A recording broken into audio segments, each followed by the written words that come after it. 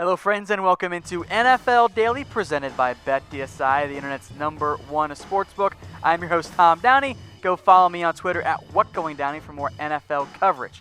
Let's take you around through the latest NFL rumors, and even though he's not going to show up, there's still some stuff going on around Le'Veon Bell. So first up, the Pittsburgh Steelers are expected to use the transition tag on Bell in 2019. Now, what that means is they'll be accounted $14.5 million against the cap, the same as this year.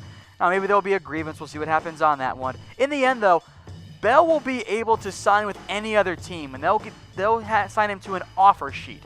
And the Steelers have the option to match that offer sheet. If they don't match, they don't get any extra compensation in the same way that they would have had he been on the franchise tag. So the Steelers could try to work out a trade, but even if they put the transition tag on him, he's not going to play for the Pittsburgh Steelers. His time with Pittsburgh is absolutely done. James Conner is now the present and the future of that Steelers running back core. So with Conner looking so good, I think you make a strong argument that Bell's hurt his case for free agency. So should he have played this season? Type Y for yes, type N for no. Let me know what you guys think. I think from Bell's perspective, the risk of injury this year wasn't worth the $14.5 million. Now you can agree or disagree if that's the accurate way to go about it, but you can point to guys like Des Bryant, for example, Earl Thomas, all guys who went down, and their career earnings are not going to be close to what it was had they not been hurt. All right, next up for the Steelers, Bell, this one's just kind of funny. The Pittsburgh Steelers, they pulled Bell's name off his locker, and they're plundering it now. They've taken all of his football shoes, all the stuff that was left in his locker room is now up for grabs, which is, I think, absolutely hilarious. I don't know if that makes them the Pittsburgh Steelers. Steelers, of course, spelled stealing, as in taking stuff, or if they just become the Pittsburgh Pirates now.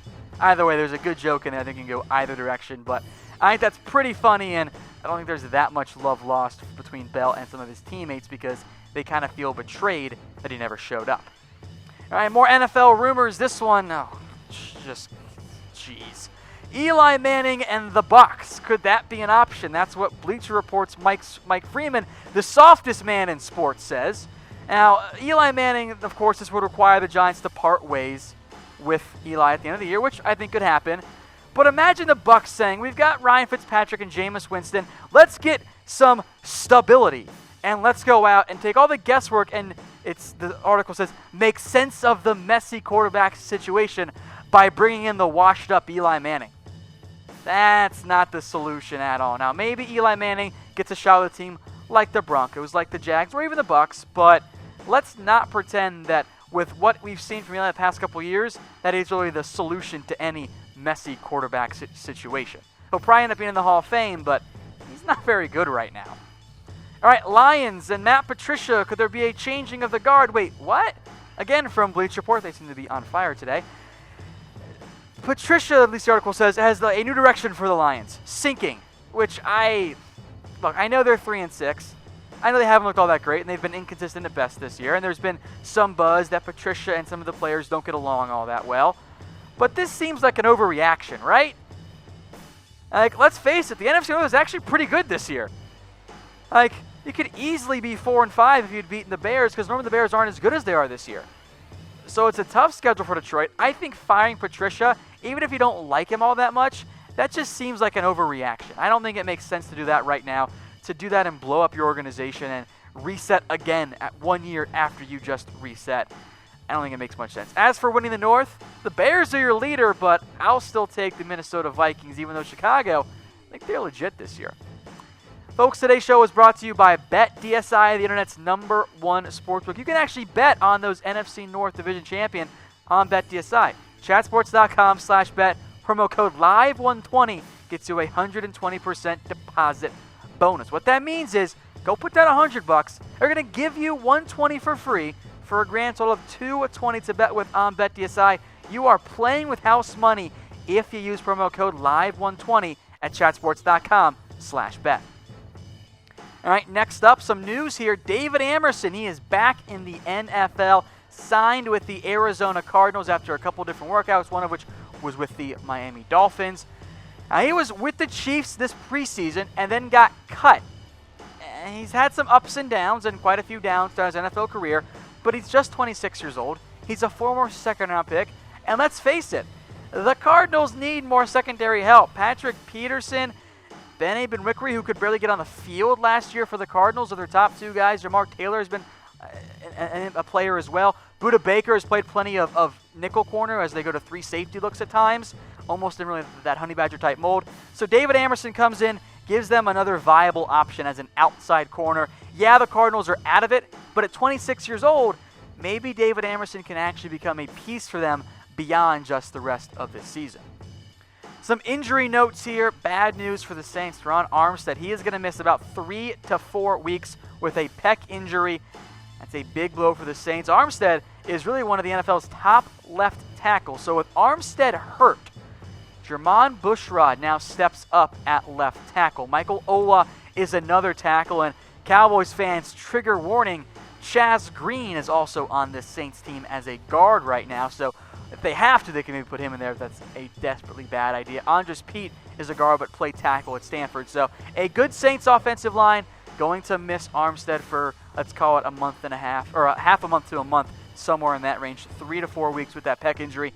That's a big blow for the Saints. At least it's not season ending like some of these injuries can be. All right, and more injury notes here. Stefon Diggs, he should be back. He told Ian Rappaport that he will play this week, and he practiced on Monday as well. Remember, he missed the team's game against the Lions with that rib injury, but good news for Minnesota. Stefon Diggs is going to return. That's a big boost for them because Adam Thielen's been great. Kyle Rudolph is a great tight end, but you saw with it without Diggs, teams focused a little bit more on Thielen, didn't quite open up the rest of the offense. So getting Diggs back, that's a big boost for Minnesota as they make a push to not just win the NFC North, but make a Super Bowl run as well. Some more players possibly returning. Hey, Joey Bosa, he still exists, right?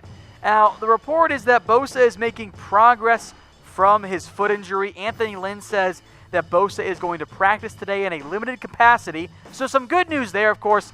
He's going to need some time to get into football shape. We are now approaching well past beyond the midway point of the year. Still no Joey Bosa. Maybe in a couple of weeks. In hindsight, you bet the Chargers would prefer to put Bosa on IR and then bring him back near the end of the year. So as of right now with their depth chart overall, really Melvin Ingram's the only guy that's played consistently almost every single snap. Square and Rochelle and Phylon and Luigi and Mabane, even some Jones, they've almost all rotated in, especially at that defensive end spot. Getting back Bosa, whenever it is going to be huge for a Chargers team that is making a push for an AFC championship and hopefully more as well.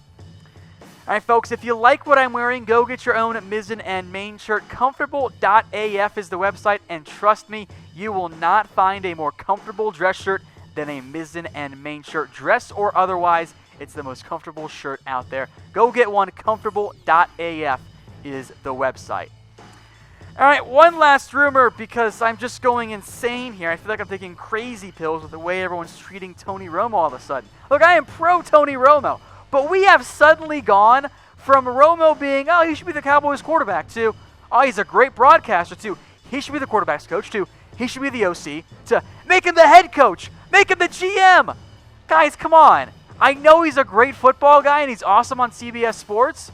You can't just hire Tony Romo as your GM and say, yeah, Tony, go hire the next head coach, go make all of our personnel moves. That's going to work out well.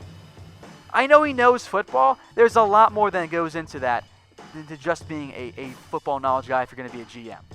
Now, I think the next step here is to make Tony Romo the owner, which I'm actually kind of okay with. I won't mind that one. That one I can get behind. But let me know in the comment section if you think Tony will ever work for the Cowboys again. Maybe at some point. I'll be honest, guys. Romo has a very cushy gig at CBS Sports, making plenty of money, getting to call games, much easier time constraints on his family life as well than going to be a GM or a coach. I don't see it happening in the near future. And at some point, I'm sure we'll move on from the Tony Romo to fill insert Cowboys position here. And oh, by the way, his golf career allows him a lot more time to do that if he's at CBS Sports than if he's the coach. Not quite as much time if you're a coach or a GM there. In reality, that CBS gig is pretty darn comfortable.